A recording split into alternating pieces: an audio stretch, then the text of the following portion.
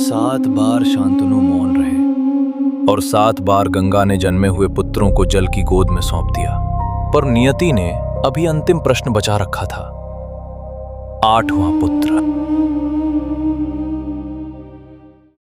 7 पुत्रों के बाद 8वें पुत्र का जन्म हुआ। नहीं, इस बार नहीं गंगा।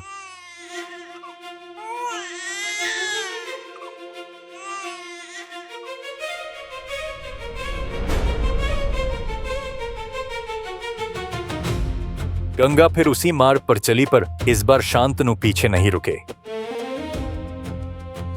मार्ग से हट जाएंगे राजन। बस गंगा, अब एक कदम भी नहीं।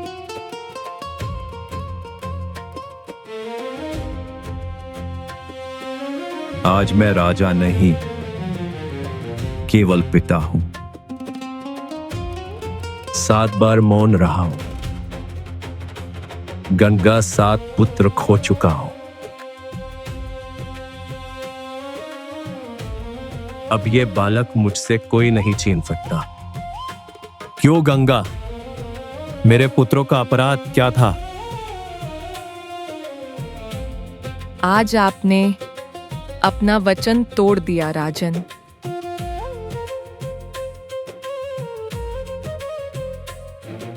अब मेरा यहां रहना संभव नहीं।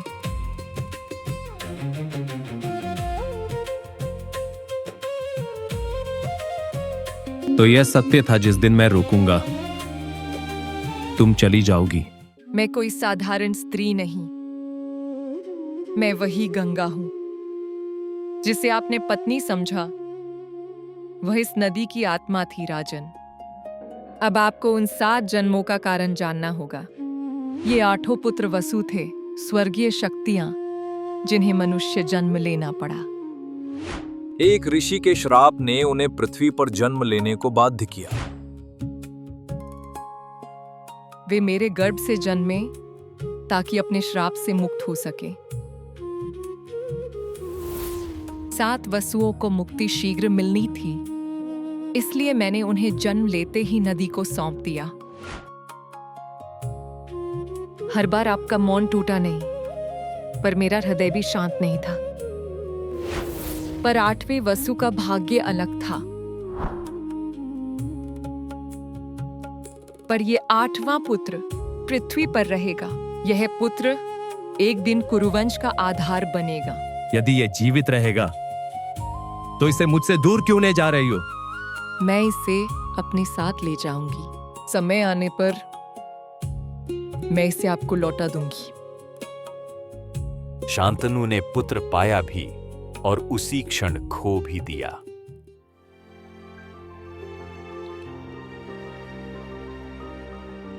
गंगा चली गई। पुत्र जीवित था, पर पिता से दूर था।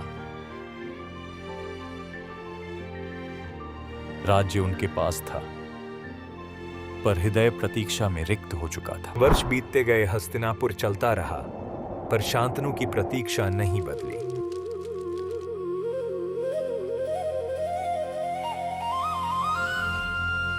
हर नदी की ध्वनि उन्हें उसी वचन, उसी रात और उसी पुत्र की याद दिलाती रही।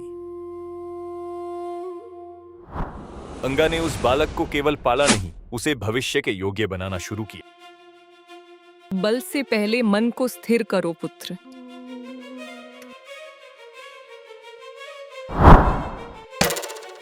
वर्षों की साधना में बालक देवव्रत धीरे धीरे तप, अनुशासन और ज्ञान में बढ़ता गया।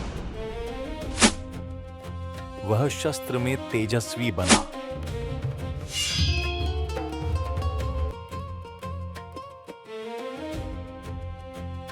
और धर्म में अडिग। वर्षों की साधना ने उस बालक को देवव्रत बनाया, तेज, विनय और धर्म से पूर्ण।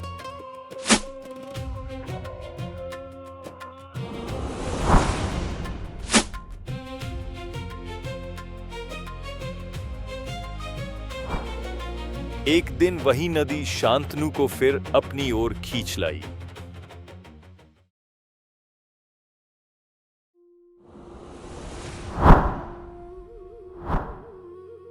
यह युवा कौन है जो नदी की धारा तक रोक सकता है?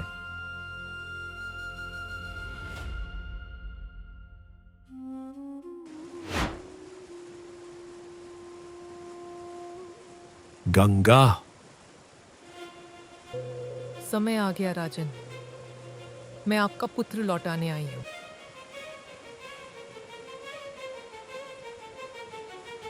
राजन, यह आपका पुत्र है।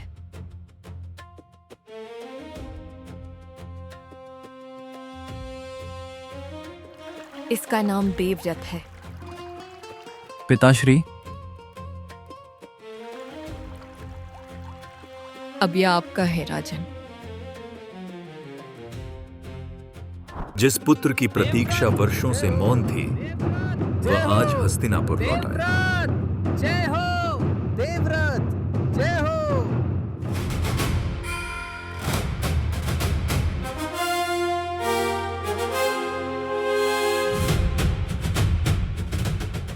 हस्तिनापुर ने पहली बार उस युवा को देखा जिसमें राजा का रक्त और गंगा का तेज साथ था। आज से देवव्रत हस्तिनापुर के युवराज होंगे। मेरा जीवन हस्तिनापुर और पिता के धर्म को समर्पित रहेगा। युवराज देवव्रत की जय। देवव्रत ने शस्त्र की शक्ति को शास्त्र की मर्यादा से बांधना सीखा।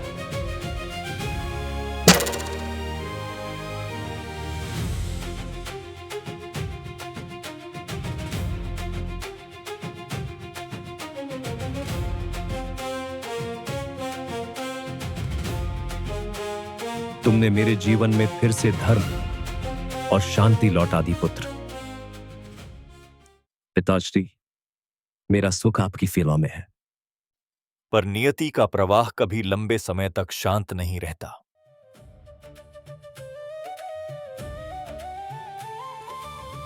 उसी नदी के तट पर एक दिन शांतनु ने ऐसी सुगंध महसूस की जो साधारण नहीं थी। यह सुगंध कहां से आ रही है?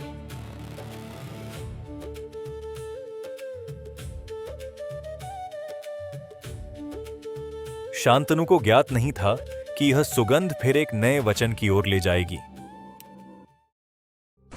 वह सुगंध एक युवती से आ रही थी जो नदी की धारा पर नाव चला रही थी।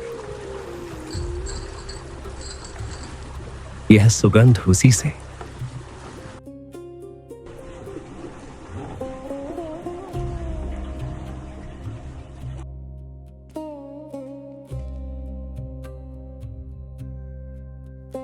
वह अनोखी सुगंध उसी के आसपास जीवित थी। देवी, आप कौन हैं? मेरा नाम सत्यवती है राजन। मैं निषाद राज की पुत्री हूं। सत्यवती, आपकी सरलता में भी असाधारण गरिमा है। राजन, मैं केवल अपने पिता की आज्ञा में रहने वाली पुत्री हूं। यदि आपकी और आपके पिता की अनुमति हो तो मैं आपको अपनी रानी बनाना चाहता हूं। राजन, मेरे जीवन का निर्णय मेरे पिता करेंगे। मेरे पिता निषाद याद है। उनकी आज्ञा के बिना मैं कुछ नहीं कह सकती। तो मैं आपके पिता से स्वयं अनुमति मांगूंगा। निषाद राज, मैं सत्यवती को अपनी रानी बनाना चाहता हूं।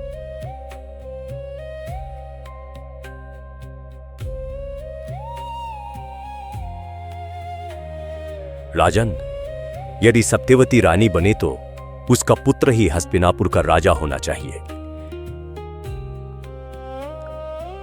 मैं अपने पुत्र के अधिकार को कैसे छीन सकता हूं?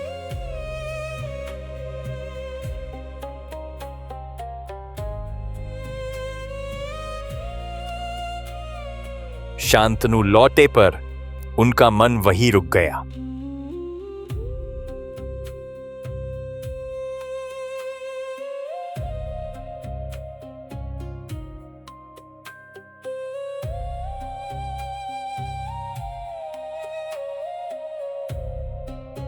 राजा मौन हो गए पर पुत्र ने उस मौन को पढ़ लिया। पिताश्री, कौन सा दुष्ट है जो आप मुझसे भी छिपा रहे हैं? कुछ प्रश्न ऐसे होते हैं पुत्र जिनका उत्तर पिता भी देने से डरता है। मंत्री, पिताश्री के दुष्ट का कारण मुझे जानना होगा।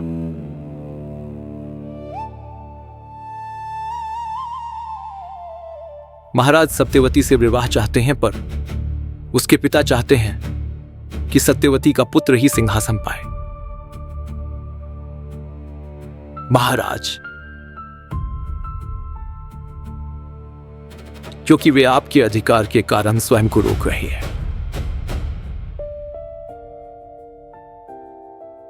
यदि पिता का सुख मेरे अधिकार से बंधा है तो वह अधिकार मेरा नहीं। मैं स्वयं निषाद राज से मिलूंगा।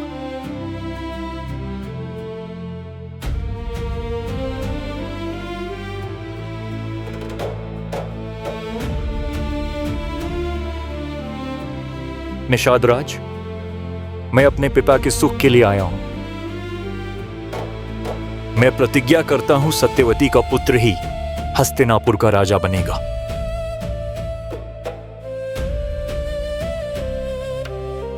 परंतु राजकुमार, आपके पुत्र भविष्य में अधिकार मांग सकते हैं।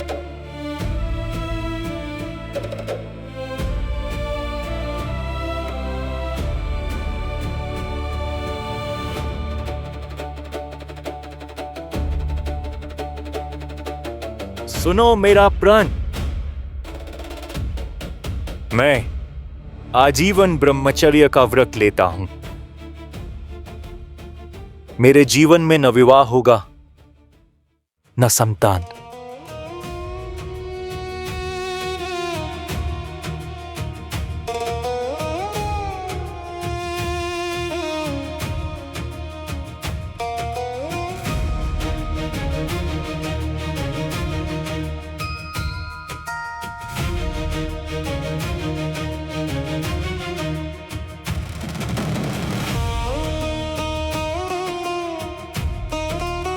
यह भीष्म प्रतिज्ञा है।